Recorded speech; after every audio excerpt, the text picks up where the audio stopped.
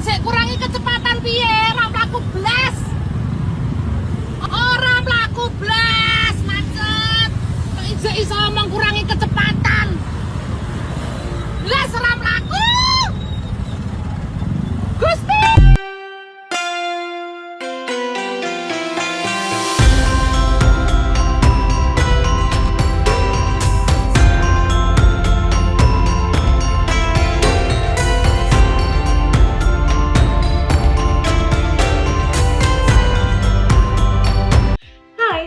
Perkenalkan, aku Febri Marlina. Aku mahasiswa dari Fakultas Psikologi Universitas Semarang dengan NIM F.131.22.0219.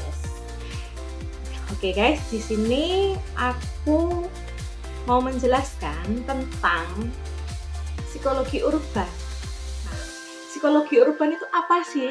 Ya memang kalau psikologi urban dulunya kalau di Fakultas Psikologi itu adalah mata kuliah perubahan sosial. Namun kita sekarang ganti kurikulum. Kurikulumnya jadi OBE, kurikulum OBE yang baru ini. Psikologi urban itu menjadi mata kuliah wajib. Psikologi urban itu apa sih? Psikologi urban itu adalah psikologi yang mempelajari tentang hubungan manusia dengan kehidupan di perkotaan. Bersama lingkungan perkotaan mempengaruhi pikiran, emosi, perilaku, dan kesejahteraan seseorang. Penjelasan sederhananya adalah kehidupan di dalam kota besar penuh dengan tantangan psikologis. Kemacetan, kebisingan, kepadatan penduduk, persaingan kerja, tantangan sosial, dan kurangnya ruang hijau. Nah, yang kita bahas sekarang adalah kemacetan. Sebelum kita masuk ke situ, teman-teman pernah nggak merasakan yang namanya kemacetan? Nggak mungkin deh, teman-teman nggak akan merasakan yang namanya nggak macet, terus nggak merasakan gimana rasanya terjebak macet. Apalagi kalau aku ya dan teman-teman seangkatanku, karena aku adalah kelas sore, itu pastinya mereka akan berangkat kerja pagi itu udah kena macet, berangkat kuliah itu juga macet. Apalagi kota Semarang ya, aku aja yang di Kabupaten Semarang, macetnya. Sekarang kita bahas di sini. Sebelum kita bahas, coba lihat video ini. I love the rock and roll days, and I love all the good old ways we used to do things in our crowd.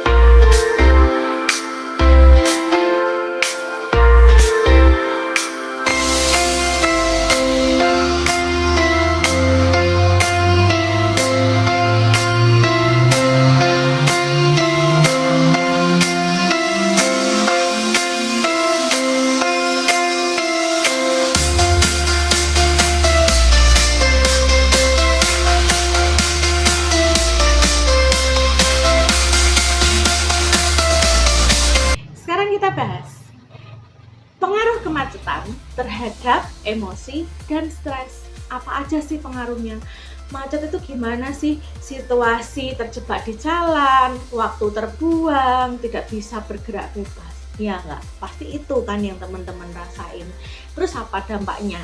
Dampaknya itu pasti satu, mudah marah, cemas, waduh aku kok telat iki mesti mangkat kampus telat, mangkat kerja telat.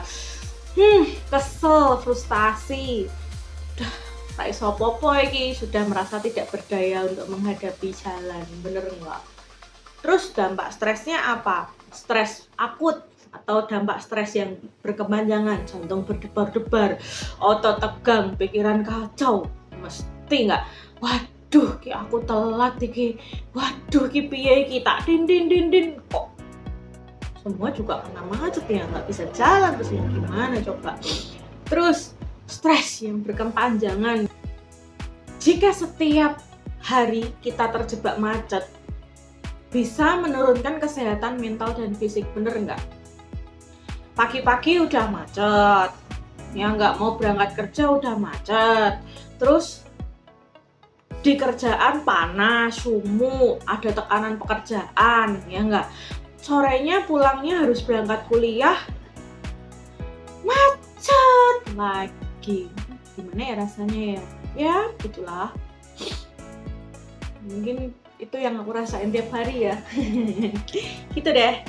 Di sini ada teori psikologi yang menjelaskan kok. Ya siapa sih? Teorinya Lazarus dan Volkmann.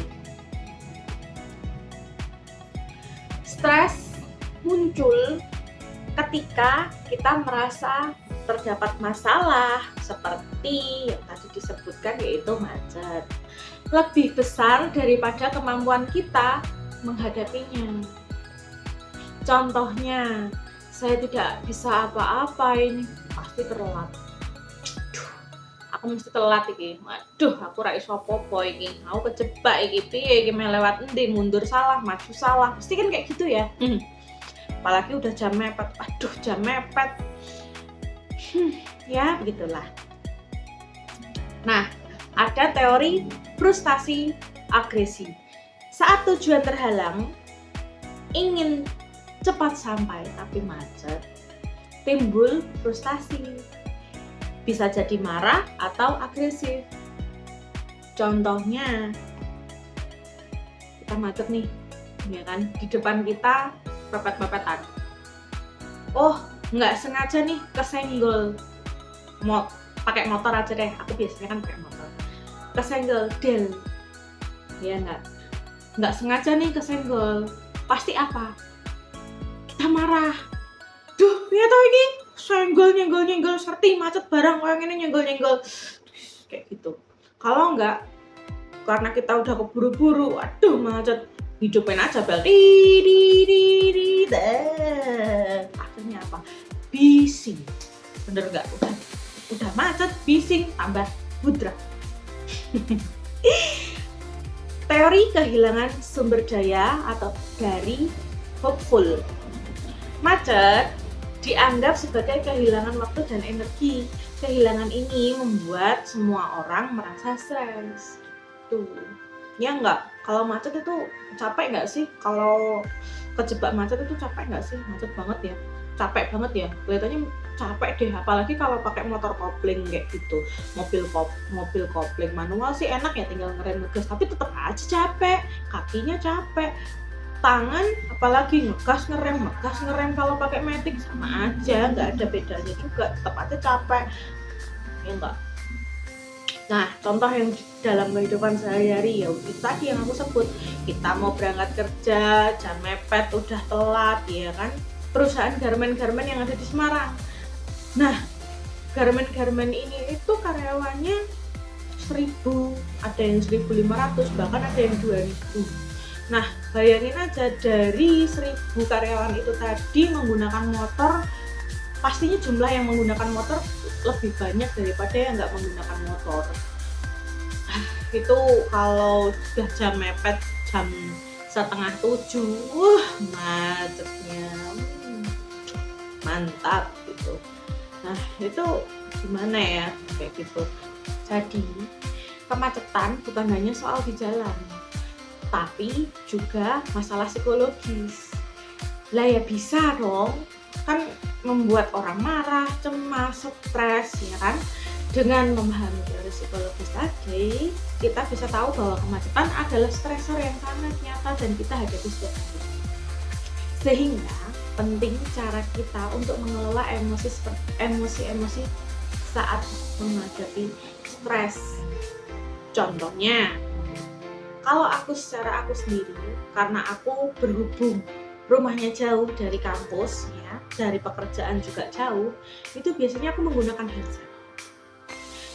Kalau menurut beberapa orang itu bahaya. Ya bahaya kalau volumenya di-fullin, tapi kalau volumenya nggak di-fullin, kita masih enak-enak aja, enjoy aja, nah itu menurut aku nggak berbahaya banget. Yang berbahaya itu adalah ketika kita pakai headset di jalan, kita di full kan ya kan, terus akhirnya apa terus di belakang ada klakson atau kita nggak sengaja keminggiran atau ke tengah atau apa, kita nggak lihat, kita kurang fokus atau gimana, akhirnya apa, terjadilah kecelakaan. Namun kalau handset itu kita gunakan dengan baik, kita pakainya nggak yang full banget, yang penting terdengar aja lah untuk kita temenin kita jalan-jalan, perjalanan gitu, perjalanan panjang gitu. Itu sih menurut aku masih aman ya. Nah, ketika menghadapi kemacetan itu sangat berguna loh teman-teman. Ketika macet banget nih, dengerin musik lumayan enak juga sih, nggak yang terlalu kita harus mikirin macetnya, nggak terlalu kita ya walaupun memang jam mepet, tapi setidaknya itu nggak yang terlalu tergesa-gesa, pikiran kita tuh nggak yang harus tergesa-gesa banget gitu loh. Kalau pikiran kita udah tergesa-gesa itu kan apa aja nggak membantu gitu loh. Terus bernafas dalam, sabar.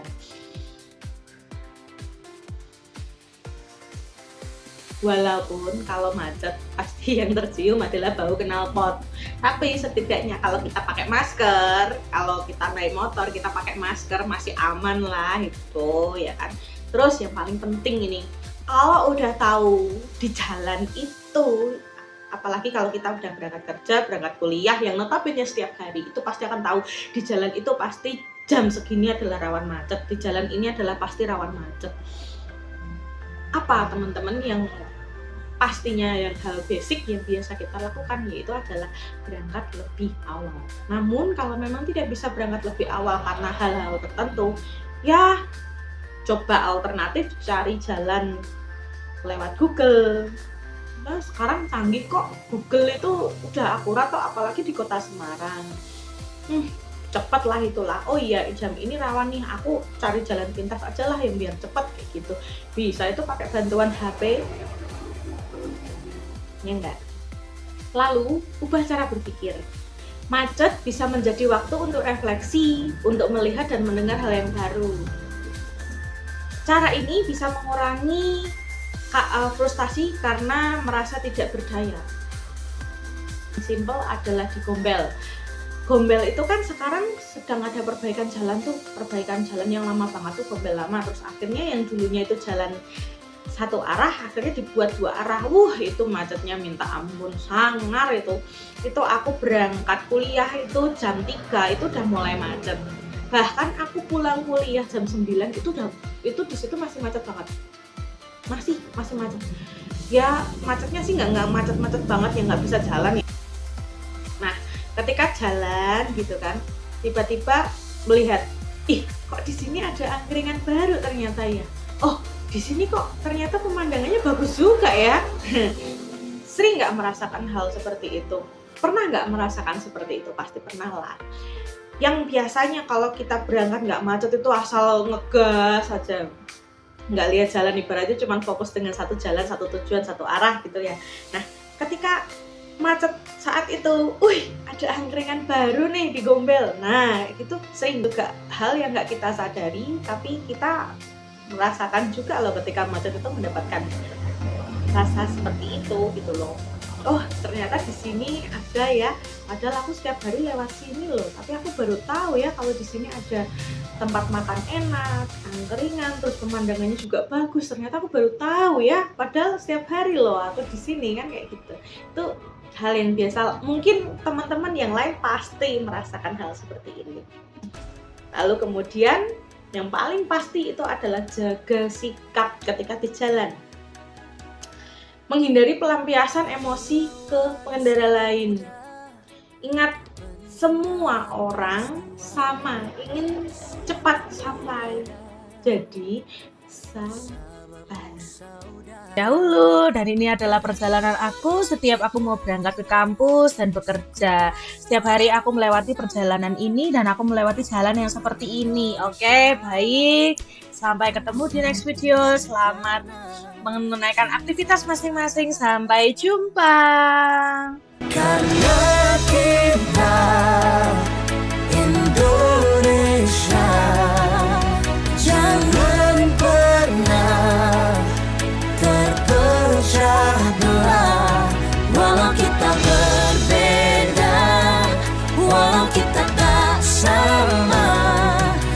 tetaplah satu.